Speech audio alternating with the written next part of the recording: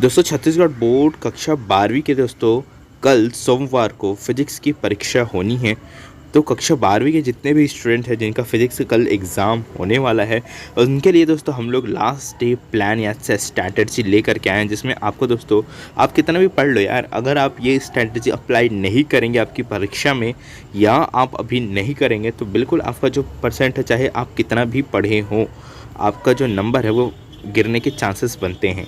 तो आप इस वीडियो को एंड तक देखिएगा। लास्ट डे एग्ज़ाम प्लान या स्ट्रैटेजी जिसको बोलते हैं, फिजिक्स एग्जाम स्ट्रैटेजी, वो आपको देने वाले हैं। तो वीडियो को ध्यान से देखिएगा और चैनल पर नए चैनल को सब्सक्राइब करिएगा। दोस्तों जैसे कि यहाँ पर सबसे पहले तो पॉइंट यहाँ पे हम बता दें कि इस वीडियो में आपको छत्तीसगढ़ बोर्ड की जो परीक्षा है 2024 की, उसके लिए कक्षा 12वीं की जो फिजिक्स का एग्ज़ाम होना है उसके लिए स्ट्रैटेजी बताने वाले हैं, जिसमें 75 मिलने के चांसेस 100% बनेंगे। सबसे पहले दोस्तों आप अगर पूरा पढ़े भी हैं कि फिजिक्स का अगर सारा बुक रट्टा मान लिए हैं, अगर आप में कॉन्फिडेंस नहीं है, अगर आप में घबराहट है, अगर आप डर रहे हैं, तो आपका दोस्तों जितना भी आपने पढ़ा होगा उस डर के कारण से भूल जाएंगे। तो आपको करना क्या है, आपको कॉन्फिडेंस में रहना है। ठीक है, आपको क्या करना है, कॉन्फिडेंस में रहना है और क्वेश्चंस के बारे में ना सोचें। देखिए दोस्तों मैं बता दूं, यूट्यूब हो चाहे आपके टीचर हो चाहे कोई भी हो, अगर बोलते हैं 100% चांसेस है, इवन हमने भी कहा है 100% चांसेस फंसते हैं, लेकिन यहाँ पे दोस्तों आपको मैं बता दूं 100% जो चांस यहाँ पे बोला जा रहा है, गारंटी कोई नहीं देता है। तो आपको अपने पे विश्वास रखना है और क्वेश्चंस के बारे में ज़्यादा नहीं सोचना कि कौन सा क्वेश्चन आएगा, क्या सर ने ये क्वेश्चन बताया था कि वही क्वेश्चन आएगा, ऐसा कुछ भी नहीं है। आपको कॉन्फिडेंस में रहना है, क्वेश्चंस के बारे में ज़्यादा सोचना नहीं है। जो आएगा एग्ज़ाम में आपने 100% अपना प्रिपरेशन दिया है, आपने 100% अपना प्रिपरेशन करने में दिया है समय, और अपने आपको लगता है कि 100% मैंने प्रिपरेशन किया हुआ है, तो आपको बिल्कुल भी क्वेश्चन के बारे में सोचना नहीं पड़ेगा।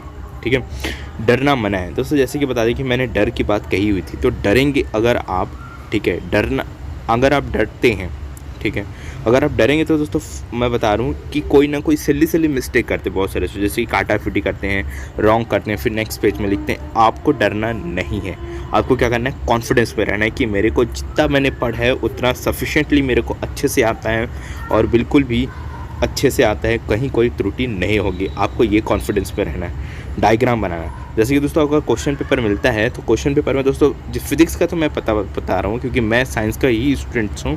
ठीक है, तो फिजिक्स में दोस्तों बगैर डायग्राम के आपको एक भी नंबर नहीं मिलता है। मतलब जो नंबर है उसका दोस्तों जो परसेंटेज है, जैसे कि मान लीजिए आपने 5 नंबर का क्वेश्चन आया है, उसमें आपने थ्योरी तो भर के लिख दिया, 2 पेज आपने थ्योरी लिख दिया, कार्यविधि, प्रिंसिपल, सारी चीज़ आपने लिख दी, बट आपने डायग्राम नहीं बनाया जिसमें डायग्राम आवश्यक है। तो आपके इस 5 नंबर में से दोस्तों आपको 3 नंबर ही मिल पाएगा। ठीक है, तो आपको डायग्राम बनाना होगा विद नाम के साथ में, ठीक है, नेमिंग करते हुए लिखना होगा। और फार्मूला की बात मैंने लिखा हुआ है, तो अगर आपका दोस्तों जैसे कि यहाँ पे कोई स्टेप्स आते हैं, बहुत सारे से फिजिक्स में भी फार्मूला होते हैं, जिसके कारण से दोस्तों स्टेप्स, एक स्टेप्स के नीचे दूसरे स्टेप्स अगर जंप करते हैं तो अगर उसमें फार्मूला अप्लाई होता है तो बिल्कुल आप लोग दोस्तों ब्रैकेट में ऐसे साइड में ऐसे ब्रैकेट बना करके, ठीक है, यहाँ पे फार्मूला लिख करके यहाँ पे अपना फार्मूला आप लिख सकते हैं, या सिंपल ब्रैकेट बना के इस तरीके से फार्मूला लिख सकते हैं। ठीक है, फार्मूला लिखना कंपलसरी है। देखिए अगर आपके में कोई क्वेश्चन आता है तो हेडिंग, सब हेडिंग, सिद्धांत, कार्य, जैसे कि मान लीजिए आपके में कोई एक क्वेश्चन आ गया प्रकाश का परिवर्तन से संबंधित, एक क्रांतिक कोण आ गया, तो क्रांतिक कोण होता क्या चीज़ है, उसके बारे में डेफिनेशन लिखना है, उसके बारे में डायग्राम बनाना है। ठीक है, उसके बारे में डेफिनेशन का मतलब परिभाषा लिखना है। ठीक है, परिभाषा बनाने के बाद आपका यहाँ पे जो सिद्धांत है उसके किस सिद्धांत पे कार्य करता है तो वो सिद्धांत लिखना है। ठीक है, तो उसके बाद ठीक है यहाँ पे डायग्राम बनाना होगा। ठीक है, तो इस प्रकार से आप लिखेंगे।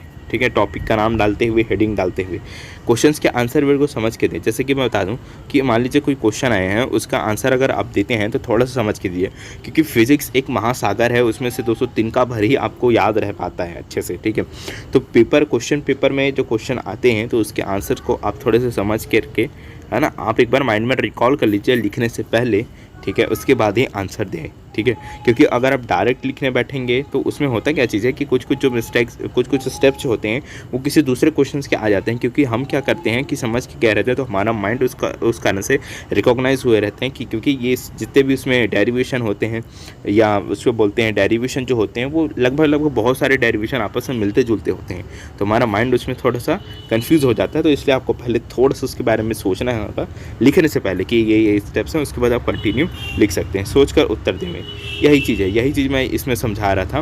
ठीक है, कि आप सोच करके ही उत्तर लिखेंगे कि जैसे कि मान लीजिए कोई टॉपिक आया है तो उसमें कहाँ-कहाँ पे हेडिंग लिखना है, कहाँ पे जैसे कि हेडिंग लिख दी है, ठीक है, उसके बाद उसका जो प्रस्तावना लिखना है कि नहीं, प्रस्तावना लिखने के बाद उसकी परिभाषा लिखनी है कि नहीं, ठीक है, परिभाषा लिखने के बाद उसका कार्यविधि लिखना है कि नहीं, उसमें डायग्राम बनाना है कि नहीं, इन सारी चीज़ों को आपको वहाँ पे एनालिसिस करना होगा, ठीक है। कॉपी को साफ़ रखें, जैसे कि दोस्तों मैंने बताया कि अगर आपका जो आंसर कॉपी होता है, अगर आंसर कॉपी में आप गोदा-गादी ज़्यादा करते हैं, कट-फट करते हैं ऐसा, तो आपका नंबर बहुत ही कटता है। इसमें आप लोग ध्यान रखिएगा। आप बोल रहे होंगे कि सर फिज़िक्स तो थ्योरिकल, ये गलत बात है। फिज़िक्स थ्योरिकल और मैथमेटिकल एंड बेस्ड एक सब्जेक्ट है, ठीक है। तो इसमें होता क्या चीज़ है, अगर आप थ्योरी कोई भी ऑब्वियस सी बात है, अगर ये मैंने उत्तर लिखा है, इसे काट करके मैंने फिर से यहाँ उत्तर लिखा है ऊपर में ऐसा हेडिंग डाल के, तो कोई नहीं समझ पाएगा इसको, ठीक है। तो इसलिए बोल रहा हूँ थोड़ा सा कॉपी को आप साफ़ सुथरा रखेंगे। कलर पेन का बिल्कुल भी यूज़ नहीं करना है। डायग्राम बनाने के लिए हमेशा आप जो पेंसिल आता है, जिसको बोलते हैं हम लोग सीस बोलते हैं लोकल लैंग्वेज में, ठीक है, तो आप लोग सीस का यूज़ कर सकते हैं, ठीक है। सीस का यूज़ ही करना है, पेन से बिल्कुल डायग्राम मत बनाना, क्योंकि पेन से अगर आपको मान लीजिए सर्कल बनाना है, सर्कल तिरछा हो गया, तब आप कैसे करेंगे, मिटा तो सकते नहीं। तो इसीलिए आपको करना क्या है, हमेशा पेंसिल से ही डायग्राम ड्रॉ करना है। और एक चीज़ मैं बता दूं कि अभी इस टाइम आपको जो नाइट में जो आपके बड़े बड़े डेरिवेशन है, लाइक जो 5 नंबर वाले, 6 नंबर वाले जो आपने प्रैक्टिस किए, 4 नंबर वाले, इन सबको रिकॉल करना होगा, ठीक है। साथ ही साथ दोस्तों जितने भी आपके थ्योरी होंगे, उन थ्योरी को भी एक बार आपको समझ लेना होगा। डायग्राम कहाँ कहाँ पे बनेगा, उसको आपको डायग्राम को भी प्रैक्टिस कर लीजिए। और ऐसे लोगों से दूर रहिए जो आपको क्या करते हैं, डिप्रेस करते हैं, यार मैंने तो कुछ पढ़ा नहीं है, ठीक है, तू कितना पढ़ा, तेरा कितना तैयारी हो चुका है। ये ऐसे लोग ऐसे होते हैं कि जो अपने कॉन्फिडेंस को क्या करते हैं, लो करते हैं, ठीक है। तो ऐसे लोगों से हमको क्या रहना है, दूर रहना है। ऐसे लोगों का फ़ोन आए तो बिल्कुल मत रिसीव करिए। आपके जो पॉजिटिव फ्रेंड्स हैं, जो बोले कि यार मैंने तो इतना कर लिया, तूने अभी तक नहीं किया, तो ऐसे लोगों से के साथ में रहिए। तो इससे क्या होता है, आपका कॉन्फिडेंस बूस्ट होता है, आपको पढ़ने में भी मन लगता है। तो इस प्रकार से स्ट्रैटेजी थे। आई होप ये अप्लाई करेंगे आप लोग और एग्ज़ाम में भी। और कमेंट करके बताना एग्ज़ाम के बाद कि आपका एग्ज़ाम कैसे गया। इसी वीडियो के कमेंट बॉक्स में आपका जो पोस्ट होगा उसको ज़रूर लाइक करूँगा और उसकी कम्युनिटी टैब में बिल्कुल डालूंगा, ठीक है। सो मिलते हैं नेक्स्ट वीडियो में। टेक केयर, धन्यवाद। अप्लाई करिएगा इन फार्मूलाज़ को या ट्रिक को। मिलते हैं नेक्स्ट वीडियो में। टेक केयर, धन्यवाद।